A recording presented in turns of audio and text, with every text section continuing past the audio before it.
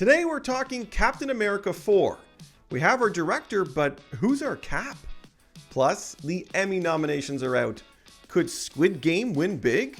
And this is not a drill. The Stranger Things spinoff series is a go. Plus, Armie Hammer. You'll never believe what the troubled actor is doing now. It's all coming up in your Hollywood headlines. All right, and here to help me break it all down is my man, Ricky Tucci. Hey, Ricky, how's it going? It's going great. How are you, Matt? I'm doing fantastic. Listen, we're going to start with something I think is a little near and dear to both of us. We're both big fans of Marvel, the MCU. Well, good news for Captain America fans. We got a director for Captain America 4, not the official title, but things are moving along. Julius Ona is going to be taking on the directing duties. He's most known for a 2018 film called The Cloverfield Paradox. You might remember that landed over there on Netflix. Not much else I don't know too much about this director. The other thing that people are chatting about is, well, who's going to be Captain America? Because we know, Chris Evans, he starred in all the ones. But Evans is saying, no, guys, Captain America is Sam Wilson.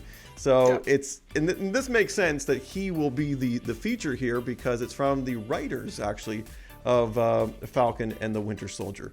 Ricky, your take on Captain America 4, and are you cool with Sam Wilson being the main guy? Yeah, of course. I think Chris Evans did an amazing job, but everything comes to an end and it's time to pass on the torch the way other heroes have passed on the torch.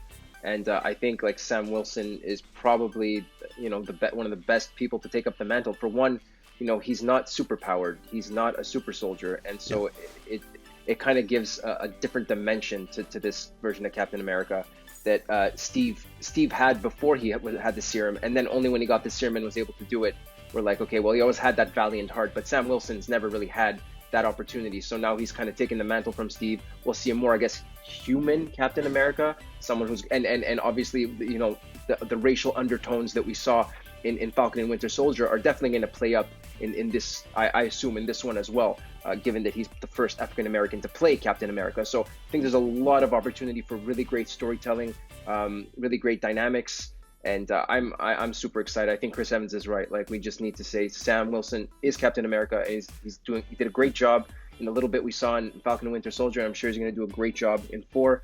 And same with the director. Look, Cloverfield Paradox was a miss, but he had a couple. I think he had an indie film that did really well. And this is the Marvel Cinematic Universe. You have a good script, you have good actors. He will blossom and make a great film. And that's what I think. Yeah, no, you're right. And they're not just going to pick any old director to do Captain America. There's obviously a reason why they want to go with him. He might have something to say with the script and the way it's going to look. But I really enjoyed the Captain America films. Those are probably some of my favorite of the MCU films that we got. I think Winter Soldier is still kind of my favorite of all the Marvel movies ever. It's amazing. It was such, back in 2014. Yeah, man, that initial fight scene between him and the Winter Soldier was incredible. Yeah. But we are rocking on with Marvel's. What are we in, Phase 4? We're still in Phase 4? Phase 4. I think we're Phase 4. Did you see Thor: Love and Thunder, by the way? I did see Thor. I saw it. I saw it this past Thursday when it came out, and I really enjoyed it. I mean, I went into it thinking it was going to be kind of like Ragnarok, and it was kind of like Ragnarok. It was. And they repeated the formula and it worked out well. I'm not going there to see, Spider-Man No Way Home. I'm not expecting something on that scale, but it was good. It was good fun. Christian Bale was great. Of course, as or the God Butcher. Zeus, played by Russell Crowe, was absolutely hilarious. Love that. So they did some good stuff, and I really enjoyed it. Good family film too. Absolutely. Yeah, no, if you did dig Thor Ragnarok, they've doubled down on all the goofy hijinks comedy. It's and then you get some nice action too, and like you said, performances were great. Speaking of performances and great things that are out there, well, the Emmy nominations are out, and that is recognizing the best in television on the small screen. So at the time of this recording, Ricky, that's hot off the press. It literally just came out. I was taking a look at some of the nominees. I'll get you to chime in on maybe who you think stands out here in some of the main categories. We'll start with the Outstanding Drama Series. Some heavy hitters here. You got Better Call Saul. You got Euphoria. You got Ozark, Severance, Squid Game. You got Stranger Things, Succession, and Yellow Jackets. Do you think something like Stranger Things or Squid Game could actually win? You know, we're seeing the South Korean stuff win the Oscars. I mean, Parasite won, so it's definitely not beyond the scope of receiving a prestigious award. It's possible for sure. That being said, there is so much competition in that category, so many exceptional shows that I just don't know, because Squid Game is kind of the first season, and you know, these other ones have Ozark, Stranger Things. A lot of them have a long legacy of excellence. So maybe they'll go with that and see the consistency and how well it's done over the years versus kind of this one hit. I want to say one hit wonder, because there's a second season in the works. But yeah. It would feel personally to me a little unfair, given that these other seasons, especially Better Call Saul as well. I mean, it's just a proven track record of excellence. So we'll see. We shall see, but that's a stacked list right there. Yeah. I'll just move on quickly to comedy series, because people like their comedies. I know I do. You got Abbott Elementary, Barry, which I don't know if you've seen, but it's pretty darn great. Yes. Yeah. Curb Your Enthusiasm is a favorite of mine. I love me some Larry David. Still getting some nominations here. Hacks, Marvelous Mrs. Maisel, Only Murders in the Building. Like, this show has taken off. Yeah. Do you know what this is? Yeah, so I haven't watched the second season. I watched the first season. Yeah. It's like a true crime podcast. It's really like comedy trio. It's pretty great. It's good for them.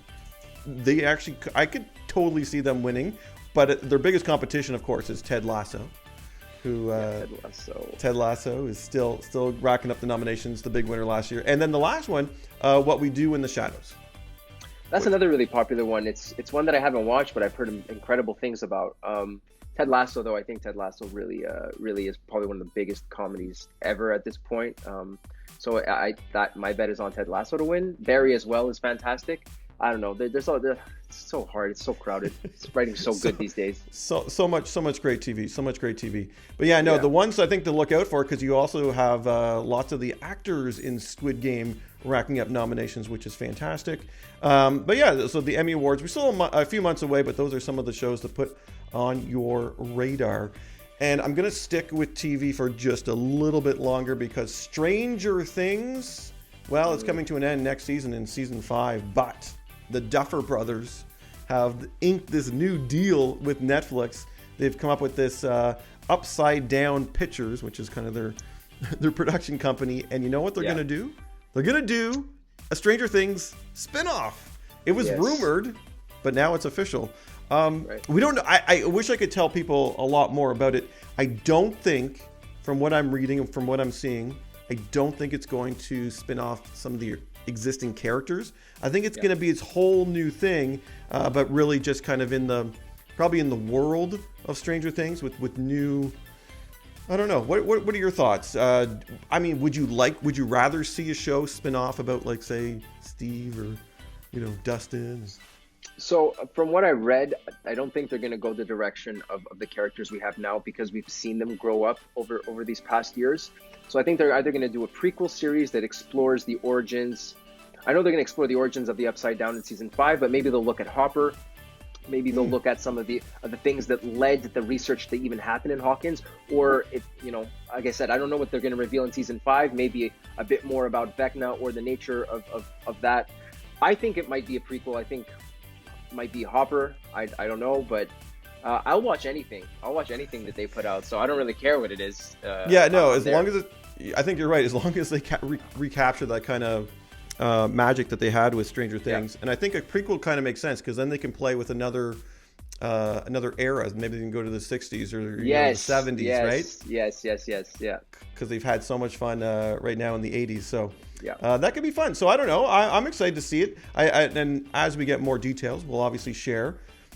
And last for us, speaking of strange, have you been following the strange circumstances around Armie Hammer? Oh man, what happened to that guy? I mean, I know what happened, but he's selling timeshares. This is what they're saying. Okay, so for those that haven't been following, Armie Hammer, the very lauded actor who was in, I think his biggest movie is what, Call Me by Your Name.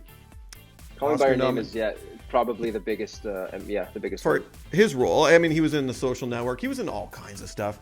He was a big name, but then he was shrouded in controversy. There was all kinds of allegations about abuse and things that he was saying and doing. None of it's been proven just yet, but they're pretty disturbing stuff, including threats of cannibalism. Cannibalism, yeah. And he had a warrant out for him in LA too, which doesn't bode well. I mean, that kind of, for me, is the nail in the coffin, that the police are after him. But he's obviously he's in the Cayman Islands now. That's escaping persecution, I guess, or whatever it is, avoiding what he can and selling timeshares. He did it to himself. I mean, I don't feel bad for him. First off, he comes from a rich family, right? Like Armie Hammer, which is another thing I find weird. Why is he selling timeshares? The guy's a billionaire. So yeah, you're right about that. His family is so rich. He's out there in the Cayman Islands. They were saying that he was working at a hotel, and then his publicist was like, no, he's got friends. He's not working at a hotel. But now there's actual videos of him putting on the sales pitch to sell like this middle-aged couple timeshares in the Cayman Islands. Very strange. Do you think he has a road back to the big screen? I mean, as an actor, I can't see people. I can't see it. Look, then again, Mel Gibson came back after all of his controversy. But his allegations are really bad. I mean, they're the cannibalism. How do you come back from? He's kind of like everything that Squid Games is talking about. These rich elites kind of just seizing power behind the closed doors. He comes from a family with a history of that as well. There's a well-documented history about the Armie Hammers and what they've done and the people that they've associated with. So it doesn't actually seem far-fetched to me. It kind of seems par for the course, and it's just ironic that after all of this hard work he's put in, over the years, he's taken down by his own hubris. Hard to feel bad for him. I don't think he's ever coming back, personally. Netflix, we need the Armie Hammer true life documentary. I want the Hammer family. I want to know. That I think HBO did something on them though. I think HBO did I think they did a documentary on the Armie Hammers recently. I haven't watched it, but yeah. I would watch that. I'm so fascinated by all this stuff. But yeah, Armie Hammer, we'll keep our tabs on him. Hey, Ricky, thank you so much for breaking all this down with me today. No problem.